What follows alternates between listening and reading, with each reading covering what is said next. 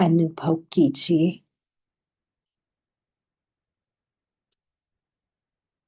आपके इस स्थूल देह का एक एक अंग शीतल होता जा रहा है। संपूर्ण कर्मेंद्रिया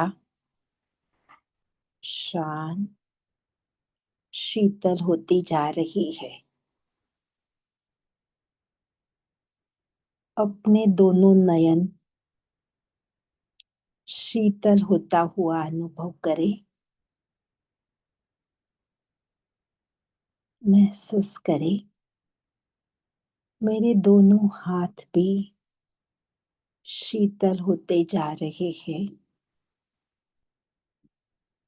दोनों पैर रिलैक्स शांत शीतल होते जा रहे हैं। मैं आत्मा स्वयं को शांत शीतल अनुभव कर रही हूँ। अब देखिए स्वयं को अपने मस्तक के बीच में एक बहुत सुंदर तीसरा नेत्र चमक रहा है। अति तेजस्वी दिव्य ज्योति के समान तीसरा नेत्र प्रज्वलित है। महसूस करें जैसे कि ये संपूर्ण शरीर एक मिट्टी का दिया है और आपके मस्तक में एक सुंदर ज्योति के रूप में आप आत्मा चमक रहे हैं।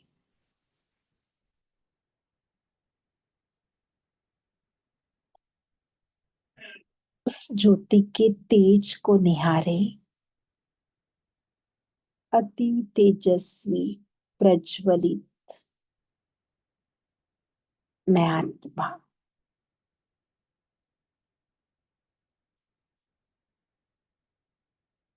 महसूस करे।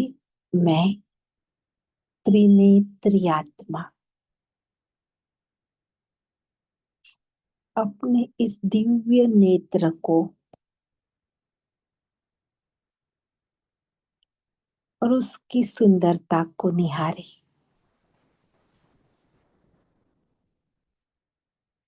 इस दिव्य नेत्र की शक्ति को महसूस करें।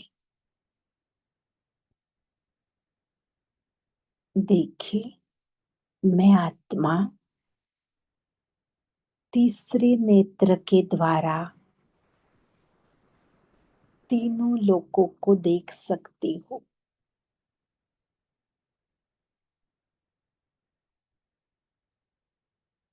इस देह रूपी मंदिर में बैठकर मैं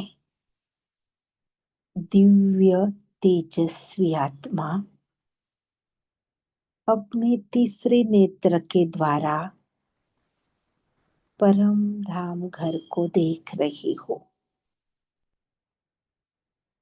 स्पष्ट देखे सुनहरा गोल्डन रेड कलर का परम धाम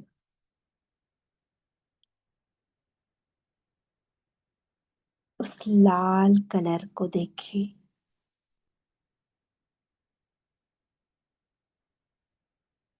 चमकीला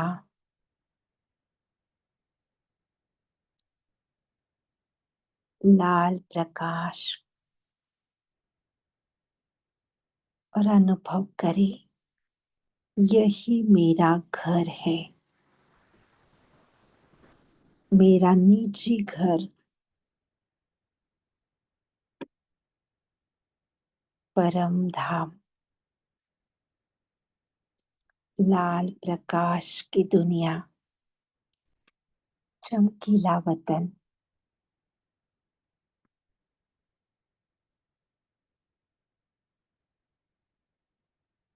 इस वतन का जो प्रकाश है, उस प्रकाश की शक्ति को अनुभव करें। इस दिव्य लाल प्रकाश में परमात्मा शक्तियां हैं।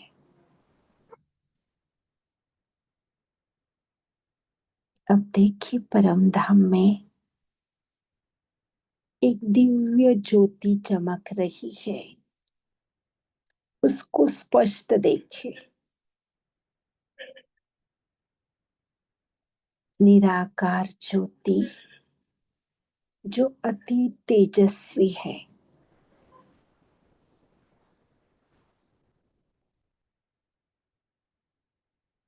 और अनुभव करे, यही मेरे पिता है। दिल से कहे, यही तो मेरा बाबा है। मैं आत्मा तीसरे नेत्र के द्वारा शिव बाबा को स्पष्ट देख रही हूँ। और शिव बाबा को देखते देखते अपने निजी घर में स्वयं का भी निराकारी स्वरूप देख रही हूँ। ज्योति स्वरूप। मैं आत्मा शिव बाबा के समान अति शक्तिशाली।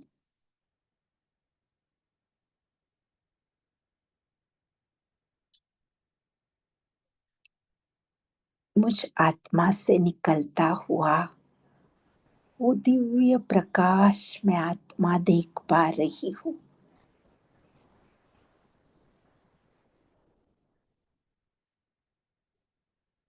इस प्रकाश महत्त्व में शिव बाबा और मैं आत्मा दोनों भी बहुत समीप हैं।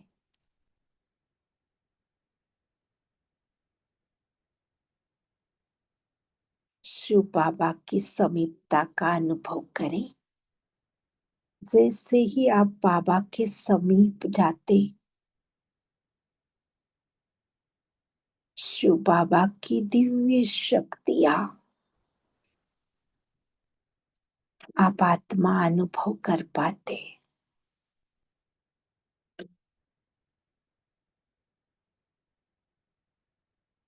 मैं शिव पिता के समान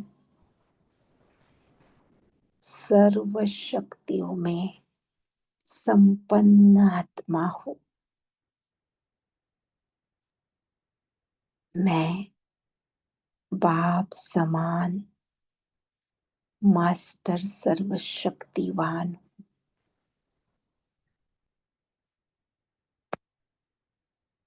इसी अनुभूति के साथ एक सेकंड में ले आए अपने आप को सूक्ष्म वतन में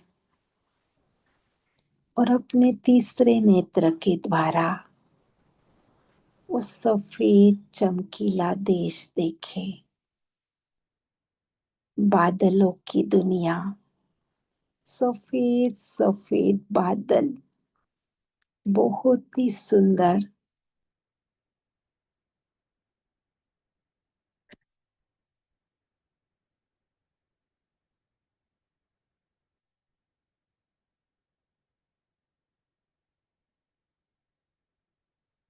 उस बादलों के बीच में ब्रह्मा बाबा को देखिए। सफेद सफेद बादलों पर बैठे हुए सफेद सफेद ब्रह्मा बाबा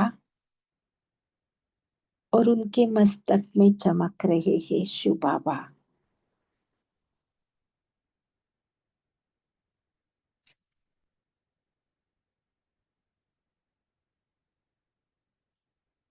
अब बाप दादा को साथ में लेकर साकार लोक में लौट आए और अनुभव करे भ्रुकुटी सिंहासन पर मैं आत्मा बाप दादा के साथ हूँ।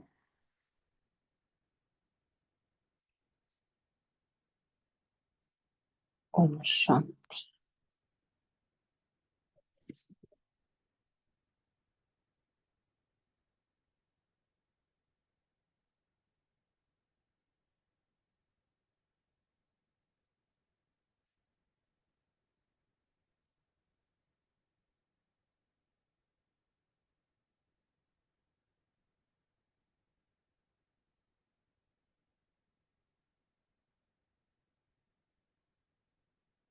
ओम शांति।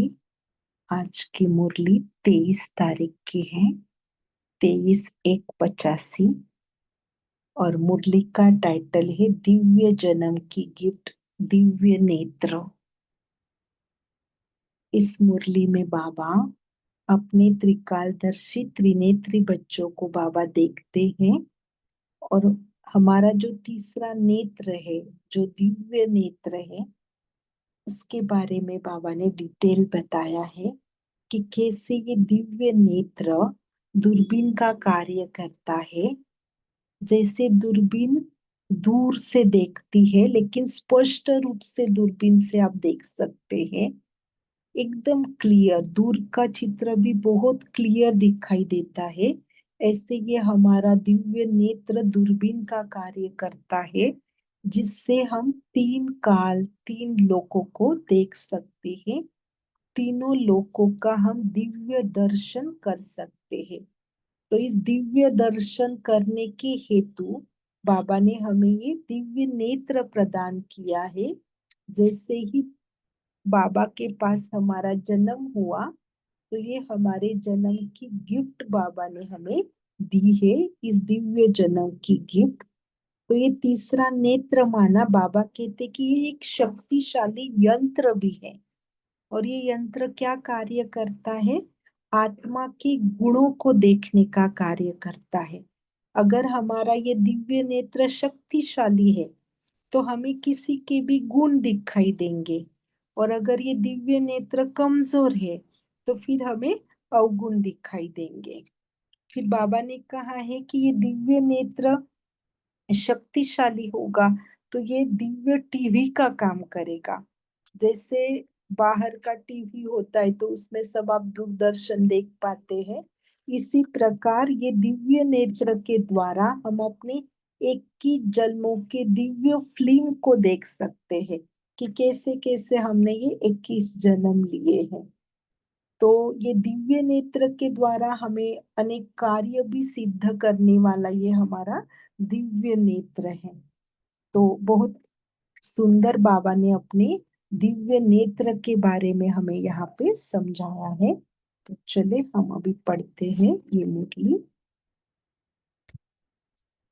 दिव्य जन्म की गिफ्ट, दिव्य नेत्र। दिव्य बुद्धि, दिव्य दृष्टि विधाता त्रिकालदर्शी बाप दादा बोले,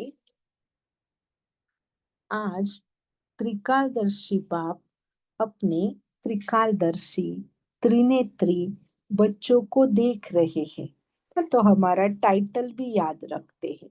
हम कौन है आज? त्रिकालदर्शी और त्रिनेत्री। बाप दादा दिव्य बुद्धि और दिव्य नेत्र, जिसको तीसरा नेत्र भी कहते हैं, वह नेत्र कहाँ तक स्पष्ट और शक्तिशाली है। हर एक बच्चे के दिव्य नेत्र की शक्ति की परसेंटेज देख रहे हैं। हमारा ये दिव्य नेत्र कितना स्पष्ट और शक्तिशाली है, उसकी क्या परसेंटेज है, वो बाबा देख रहे हैं। बाप दादा ने सभी को 100% शक्तिशाली दिव्य नेत्र जन्म की गिफ्ट दी है। बाप दादा ने नंबरवार शक्तिशाली नेत्र नहीं दिया। नंबरवार नहीं दिया है बाबा ने, 100% शक्तिशाली दिव्य नेत्र बाबा ने दिया है। नंबरवार नेत्र नहीं दिया है, नंबरवार शक्तिशाली नेत्र नहीं दिया, लेकिन इस दिव्य नेत्र को हर एक बच्चे ने अपने अपने कायदे प्रमाण, परहेज प्रमाण, अटेंशन देने प्रमाण प्रैक्टिकल कार्य में लगाया। इसलिए दिव्य नेत्र की शक्ति किसी की संपूर्ण शक्तिशाली है, किसी की शक्ति परसेंटेज में रह गई है। बाप दादा द्वारा यह तीसरा नेत्र दिव्य नेत्र मिला है। जैसे आजकल साइंस का साधन दूरबीन है। हाँ, अभी बाबा यहाँ से हमें समझाते हैं ना, कंपैरिजन करते हैं ना बाबा, कि जैसे साइंस का साधन दूरबीन है जो दूर की वस्तु को समीप और स्पष्ट अनुभव कराती है, ऐसे यह दिव्य नेत्र भी दिव्य दूरबीन का काम करते हैं। सेकंड में परम धाम कितना दूर है, जिसके माइल गिनती नहीं कर सकते। साइंस का साधन इस साकार सृष्टि के सूर्य, चांद, सितारों तक देख सकते हैं, लेकिन यह दिव्य नेत्र, अंडरलाइन करेंगे इस बात को, ये जो हमारा दिव्य नेत्र है तीनों लोकों को, तीनों कालों को देख सकते हैं। इस दिव्य नेत्र को अनुभव का नेत्र भी कहते हैं। अनुभव की आंख, जिस आंख द्वारा 5000 वर्ष की बात इतनी स्पष्ट देखते जैसे कि कल की बात है। हाँ, 5000 वर्ष और कहा कल, तो दूर की बात समीप और स्पष्ट देखते हो ना, अनुभव करते हो। कल मैं पूज्य देव आत्मा थी और कल फिर बनेगी, माना इतना समीप नजर आता है। हाँ, दिव्य नेत्र से देखेंगे, दिव्य आंखों से अनुभव करेंगे, तीसरे नेत्र से, तो ये 5000 साल भी कैसे बहुत समीप अनुभव होंगे, कि जैसे कल ही मैं देवात्मा थी और अभी कल ही मैं बनने वाली हूँ। तो आज ब्राह्मण, कल देवता, तो आज और कल की बात सहज हो गई ना। शक्तिशाली नेत्र वाले बच्चे अपने डबल ताजधारी सहज सजाए स्वरूप को सदा सामने स्पष्ट देखते रहते हैं। हैं? शक्तिशाली नेत्र वाले जो बच्चे हैं, वो अपने जो देवता स्वरूप है, जो कि डबल ताजधारी है, इस स्वरूप को सहज ही देख सकते हैं। वो भी स्पष्ट, और स्पष्ट भी देख सकेंगे और सहज भी देख सकेंगे।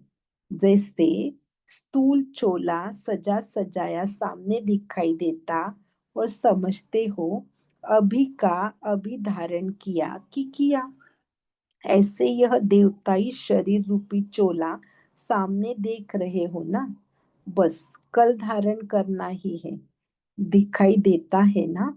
देखो, आप मुरली सुनते सुनते अपना देवताई चोला भी देखते रहो। हम्म, अभी तैयार हो रहा है, वह सामने तैयार हुआ दिखाई दे रहा है। आपका देवताई चोला सामने दिखाई दे रहा है। जैसे ब्रह्मा बाप को देखा, अपना भविष्य चोला श्री कृष्ण स्वरूप सदा सामने स्पष्ट रहा, ऐसे आप सभी को भी शक्तिशाली नेत्र से स्पष्ट और सामने दिखाई देता है।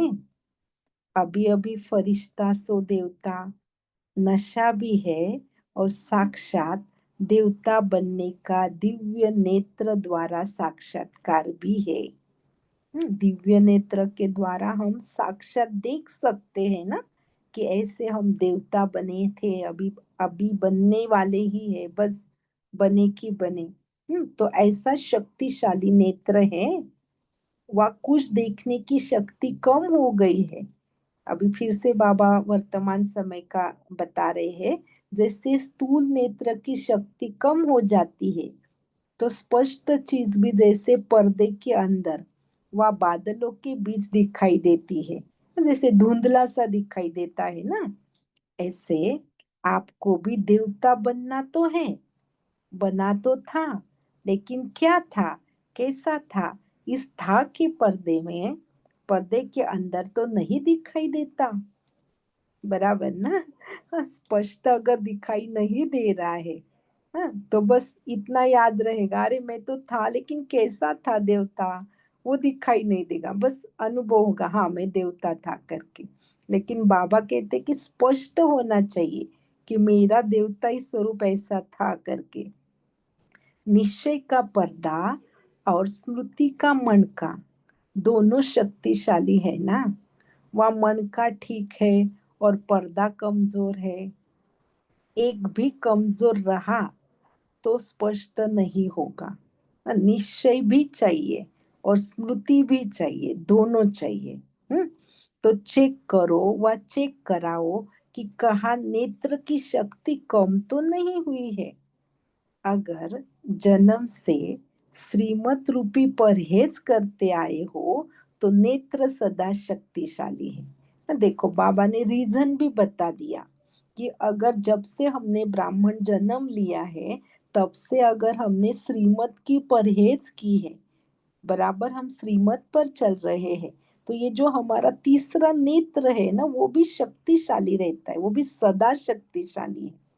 श्रीमत की परहेज में कमी है तब शक्ति भी कम है। रीजन भी बता दिया बाबा ने।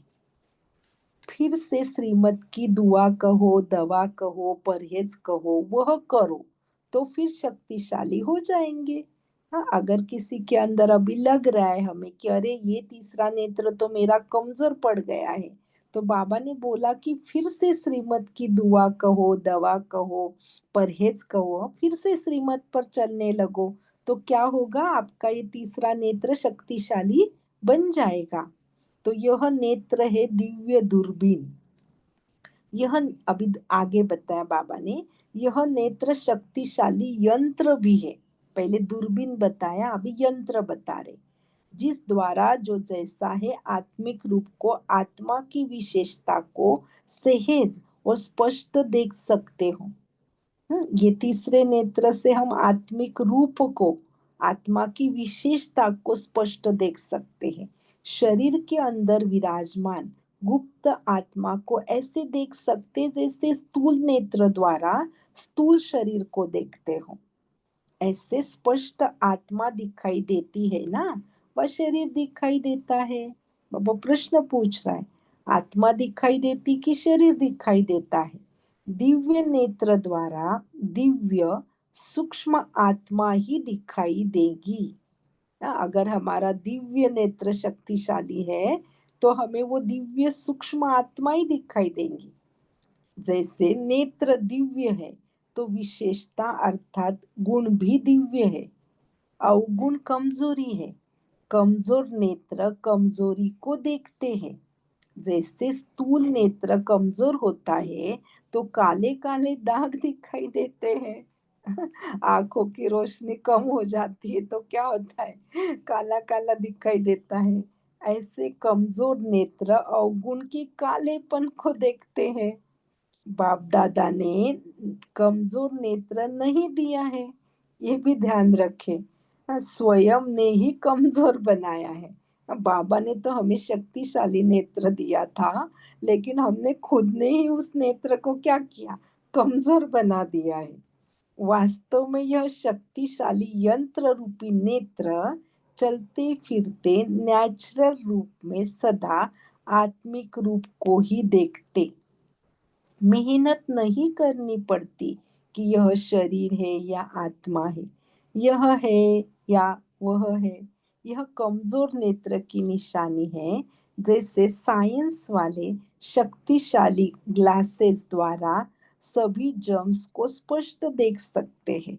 आपने देखा होगा ना, वो गोल गोल ऐसा लेंस होता है और साइंस वाले देखते हैं ना, एडवर्टाइज में भी दिखाते हैं ना कैसे जर्म्स से करके। तो ऐसे यह शक्तिशाली दिव्य नेत्र माया की बीमारी को पहले से ही जान समाप्त कर सदा निरोगी रहते हैं। तो इम्पोर्टेंट बात है कि हमारा दिव्य नेत्र कैसा होना चाहिए, शक्तिशाली होना चाहिए, ताकि हम माया रूपी बीमारी को भी जल्दी से परखें और उसको समाप्त करें और निरोगी रहें। अभी देखो आगे बाबा समझा रहे, ऐसी शक्तिशाली दिव्य नेत्र है। यह दिव्य नेत्र दिव्य टीवी भी है।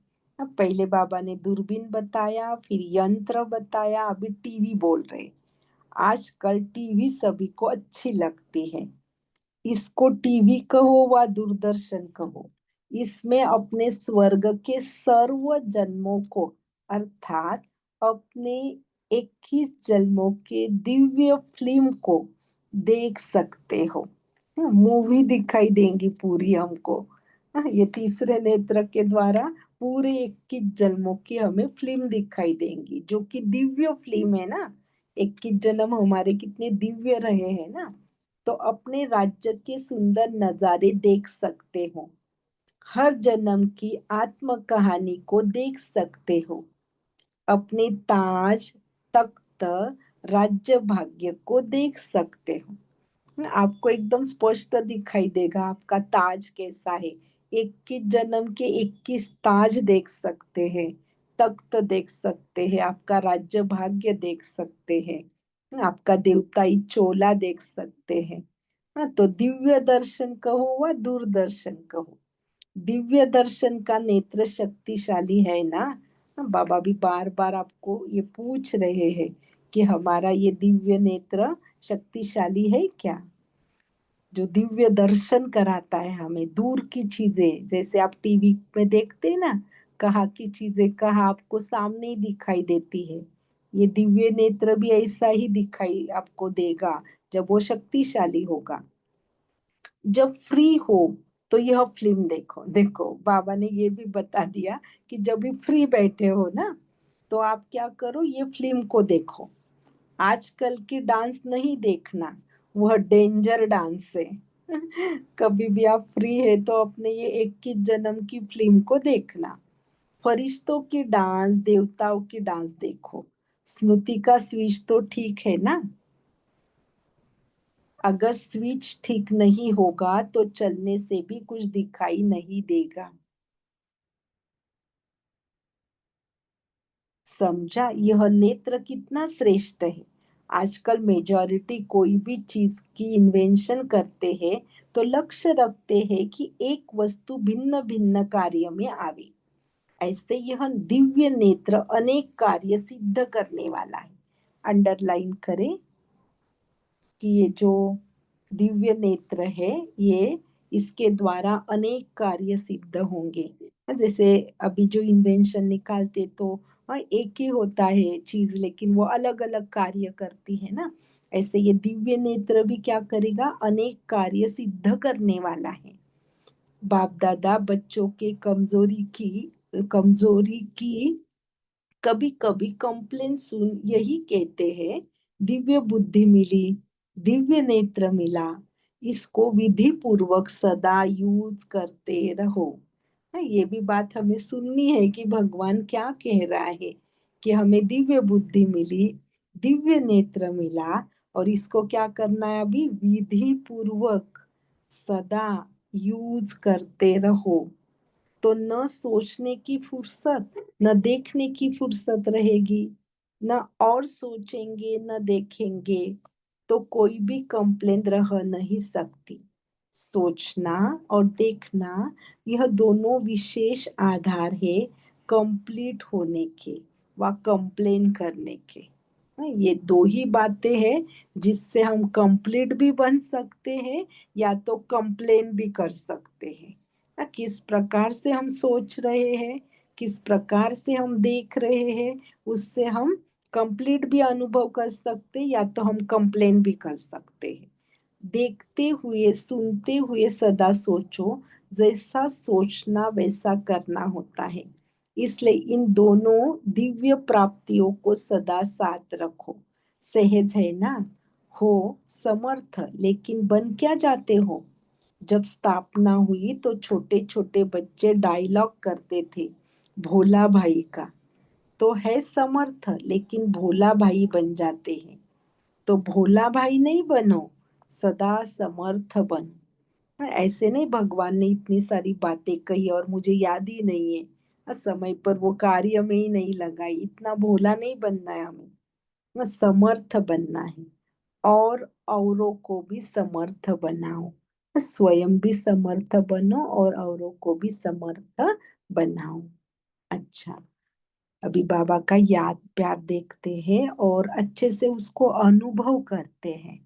ठीक है, याद रखेंगे कि बाबा ने किन बच्चों को याद प्यार दिया। सदा दिव्य बुद्धि और दिव्य नेत्र को कार्य में लगाने वाले।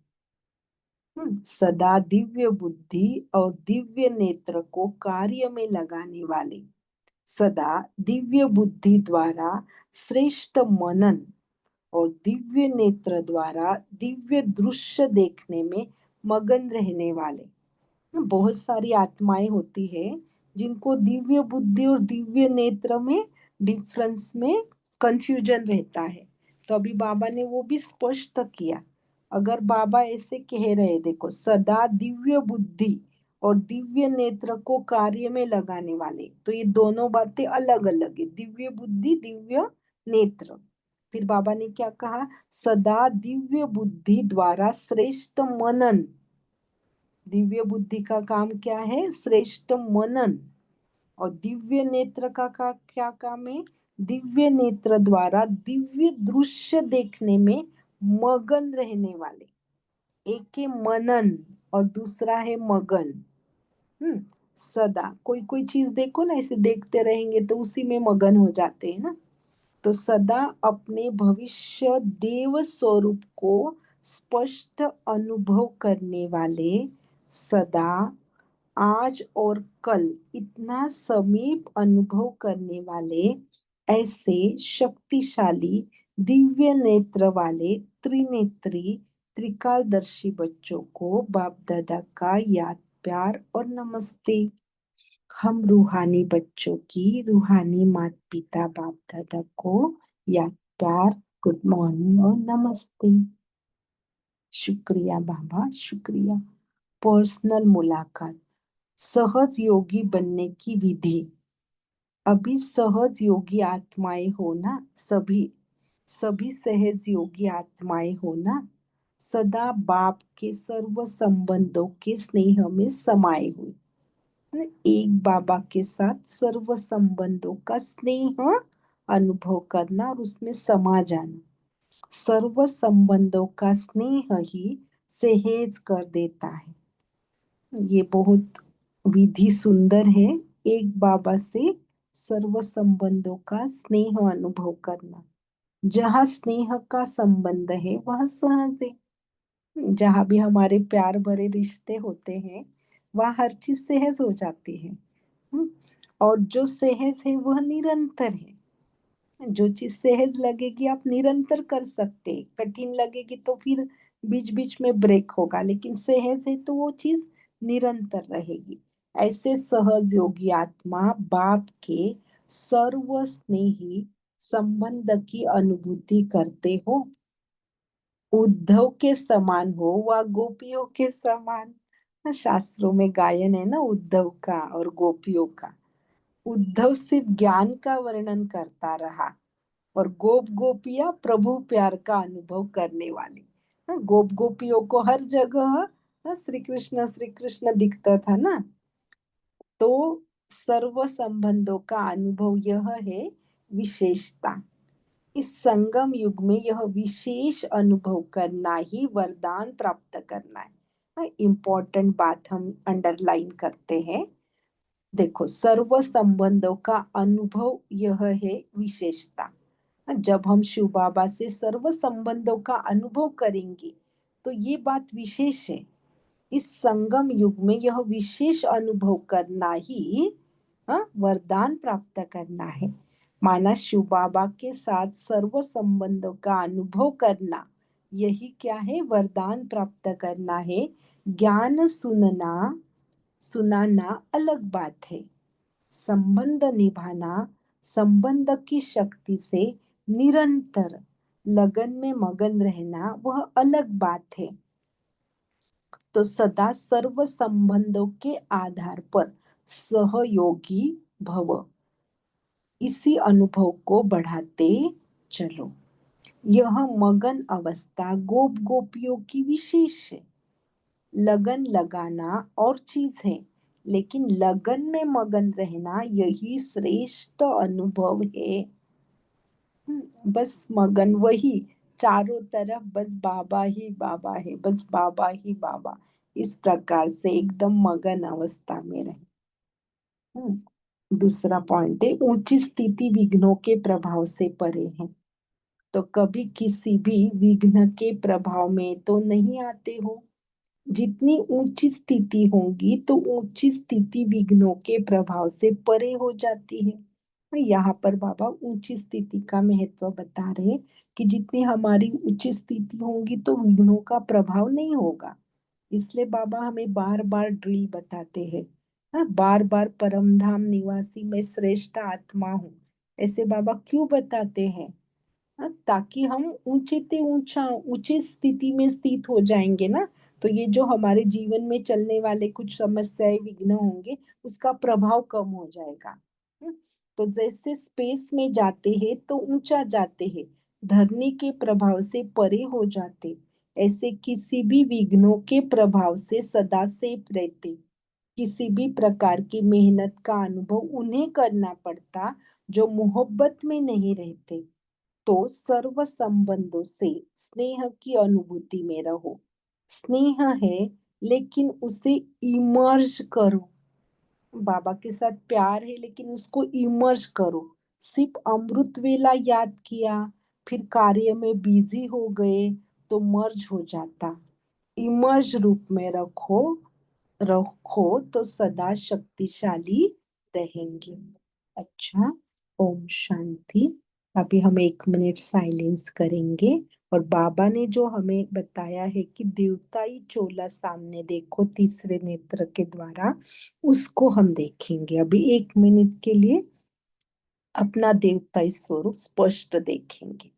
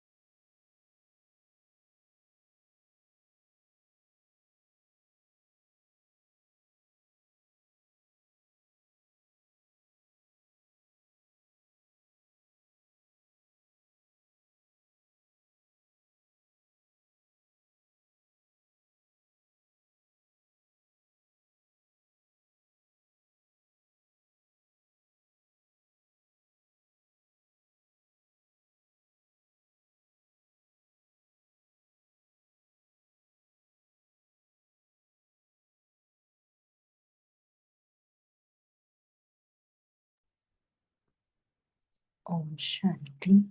आप सभी ने अपना सुंदर सुंदर देवताई चोला देखा होगा। अभी हम मुरली के पॉइंट शेयर कर सकते हैं।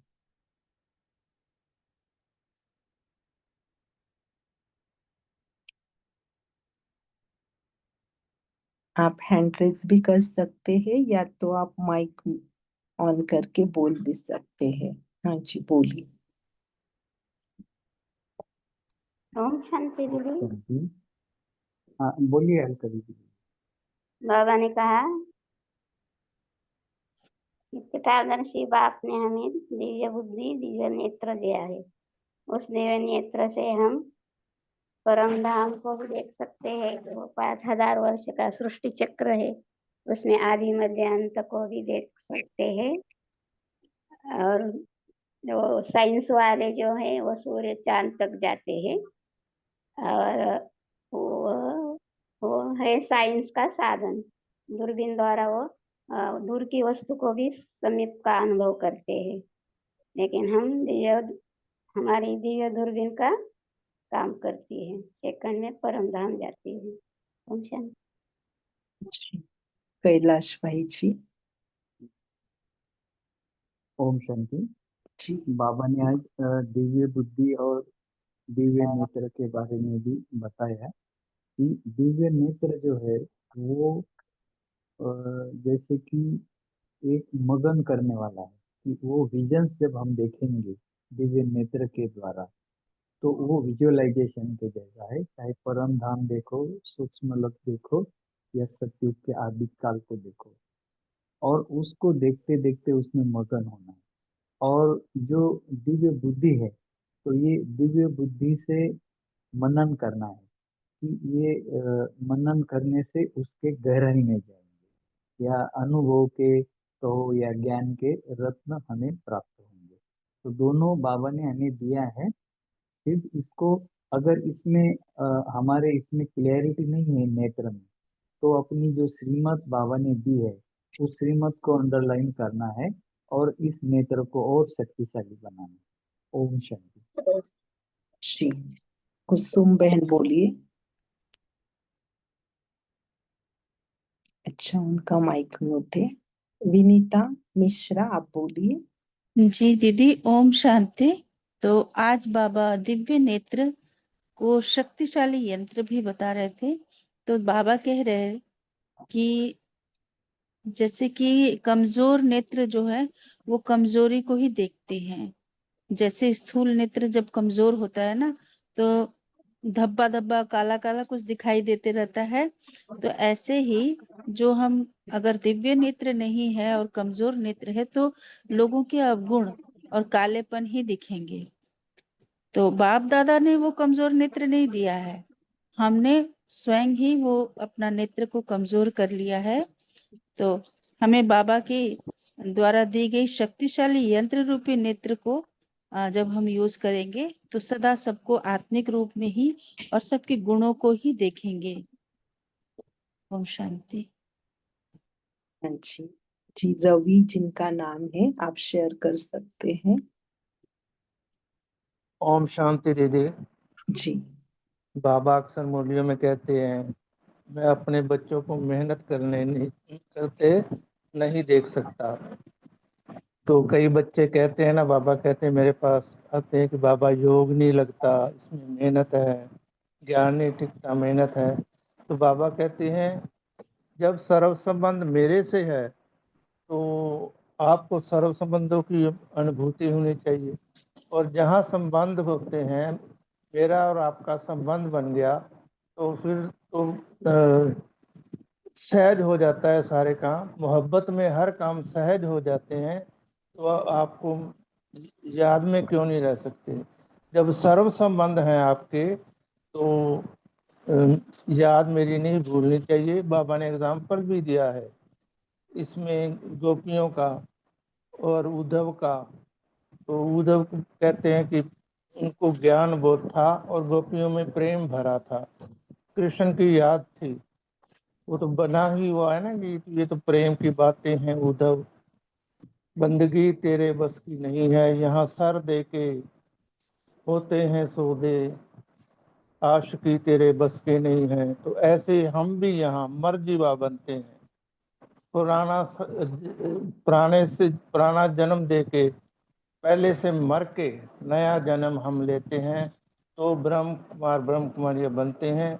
तो बाबा कहते हैं कि सर्व संबंध मेरे से निभाओ। ओम शांति। तो जी। सब कुछ सहज हो जाएगा। हाँ जी, बहुत अच्छा। जी, अनीता बहन, आप शेयर करें। ओम शांति दीदी। जी। बाबा ने आज दिव्य नेत्र के बारे में कहा कि दिव्य नेत्र एक दूरबीन का काम करता है, जिसमें तुम सेकंड में तो परम धाम भी देख सकते हो, और अपना जो 5,000 वर्ष पहला जो तुम्हारे जन्म है उनको भी तुम स्पष्ट देख सकते हो। जैसे कल की बात थी, कल ही हम पूज्य थे, हमें ही बनना है कल, फिर ऐसे बिल्कुल ब्राह्मण भी और देवता भी आज और कल में तुम उसे स्पष्ट देख सकते हो। ओम शांति। जी, मैसेज में एक बहन ने डाला है, कापी सिस्टर ने, कि जो लास्ट पॉइंट बाबा ने बताया है, तो सर्व संबंधों से स्नेह की अनुभूति में रहो। स्नेह है लेकिन इसे इमर्ज करो। सिर्फ अमृत वेले याद किया फिर कार्य में बिजी हो गए तो मर्ज हो जाता है। इमर्ज रूप में रखो तो सदा शक्तिशाली रहेंगे। तो ये इमर्ज रूप में आप कैसे रखेंगे, उसके विधियां क्या हो सकती है वो बताएं। दिन भर आपको ये बाबा का स्नेह, बाबा का प्यार, बाबा की याद कैसे इमर्ज रूप में रहेगी। जैसे शेरू भाई जी ने भी अभी शेयर किया था कि हर कर्म में हम बाबा को एक संबंध से याद करते हैं, उस प्रकार से भी और भी शेयर करें कि दिन भर आप बाबा की याद इमर्ज रूप में कैसे रखेंगे, या बाबा का प्यार स्नेह।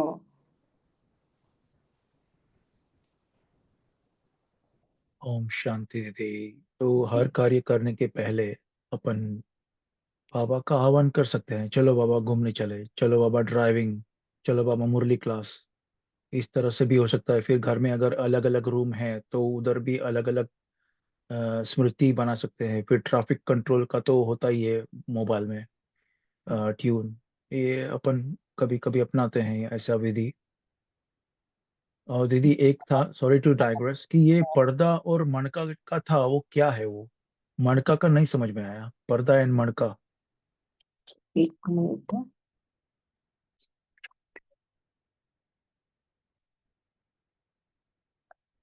अच्छा, निश्चय का पर्दा और स्मृति का मणका।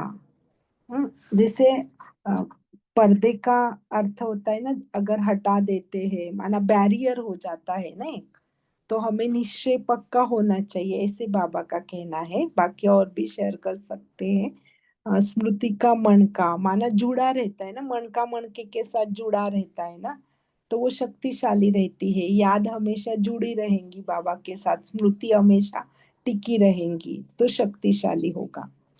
फिर से पढ़ते हैं वो जो आपने पूछा है ना वो वाला। ऐसे आपको भी देवता बनना तो है, बना तो था लेकिन क्या था, कैसा था। हाँ, मीन्स पता रहता है हम थे लेकिन स्पष्ट नहीं दिखाई देता है वो बुद्धि से। बस थे ऐसा है ना, था के पर्दे के अंदर तो नहीं दिखाई देता। मीन्स अगर हम सिर्फ धुंधला सा दिखाई देता है ना, तो उसकी बात बाबा ने कही है। अगर निश्चय कम है तो हमें वो देवताई स्वरूप पूरा दिखाई नहीं देगा, स्पष्ट रूप से अनुभव नहीं होगा। तो पहला निश्चय होना चाहिए कि मैं देवता थी, मैं ही थी देवता, वो निश्चय पक्का होना चाहिए। और स्मृति भी पक्की होनी चाहिए मेरी। एक तो निश्चय होता है और एक होता है कि स्मृति, मुझे वो स्मृति भी आ रही है। देखो, कुछ कुछ स्मृतियां हमें कैसे सुखद अनुभव कराती है ना, कुछ बातें आपको याद आ रही है जो आपने पहले कर चुके होते हैं। तो एक तो निश्चय भी इम्पोर्टेंट है और स्मृति भी इम्पोर्टेंट है, दोनों मणके भी। का ट्रांसलेशन क्या है? मोती? मणका, मणका, मणका, हाँ, मणि मणि के साथ जुड़ता है। मणका एक्चुअली दो प्रकार से आता है, हाँ। एक तो मणि भी बोलते हैं और एक हम मराठी में अगर उसका मीनिंग लेते तो ये पाठी के वर्टिबल कॉलम के जो मणके होते हैं ना, वो भी एक दूसरे के साथ जुड़े रहते हैं। और ये मणि के बारे में भी बाबा बोलते हैं। मणि की माला जो होती है ना, मणका बाबा उस हिसाब से बताते हैं, मणि के हिसाब से, विजय माला की मणि के हिसाब से। जी दीदी, thank you so much. Beads होता है उसका मीनिंग, बीड्स। जी। ओम शांति दीदी। जी बोल। जी, जैसे ये मन का है तो भक्ति में जो माला जपते हैं, जो उनके एक एक मूर्ति होते हैं, तो उसको भी मन का बोलते हैं। जैसे भक्ति में 108 की माला बोलते हैं, बाबा की नंबरवार फिर हो हाँ जाती है, जी, तो वो जो भक्ति में हम जपते हैं उसके मोती को भी मन का बोलते हैं। हाँ जी, हाँ जी। अच्छा, और जैसे हम हर कार्य में बाबा को साथ में बिठा लेते हैं ना, कुछ भी कार्य कर रहे बाबा साथ में आ जाओ, बैठ जाओ, तो भी वो याद बनी रहती है कि बाबा मेरे साथ ही बैठा हुआ है। और एक अनुभव शेयर करूंगी आपके साथ कि एक बहन थी, जो मैंने पहले भी किया था ये अनुभव शेयर। उसको निश्चय था पूरा कि मेरा बाप ही शांति का, आनंद का सागर है, तो जाएंगी कहाँ खुशी मेरे से। मैं तो उस प्रॉपर्टी की हकदार हूं ना, मैं मालिक हूँ। तो उस नशे से हमें रहना है कि अगर कुछ बात ऊपर नीचे हो भी जाते तो वो तो मेरी बाप की प्रॉपर्टी है ना। सुख शांति आनंद प्रेम वो जाएगी कहाँ। अच्छा, बोल सकते हैं जिन्होंने हैंड रेज किए हैं। जी ओम शांति। तो आज बाबा ने कहा कि आपका जो दिव्य नेत्र है वो शक्तिशाली होगा अगर आप जन्म से, मतलब जब से ब्राह्मण बने तब से ही अगर आप श्रीमत पे चल रहे हैं तो वो आपका शक्तिशाली होगा तीसरा नेत्र। लेकिन बाबा ने कहा कि लेकिन अगर आप नहीं चले, तब से नहीं चले तो कोई बात नहीं, अभी चलो। श्रीमत की दुआ या उसको दवा समझो, परहेज कहो, वो अब करो और आपका दिव्य नेत्र शक्तिशाली हो जाएगा। तो जितना श्रीमत पे चलेंगे उसी आधार से दिव्य दृष्टि हमारी शक्तिशाली होती जाएगी। ओम शांति। जी, अच्छा, अभी हमारा समय भी हो रहा है, तो अभी हम 1 मिनट साइलेंस करेंगे। ठीक है दीदी सॉरी, जी, एक सेकंड। बोलिए। शेरू भाई जी पोल डालेंगे या मैं डालूं? पोल का आंसर दीजिएगा सभी। नया क्वेश्चन है, जो भी नए जुड़े हैं, कल नहीं जुड़े थे। ओम शांति। थैंक यू दीदी।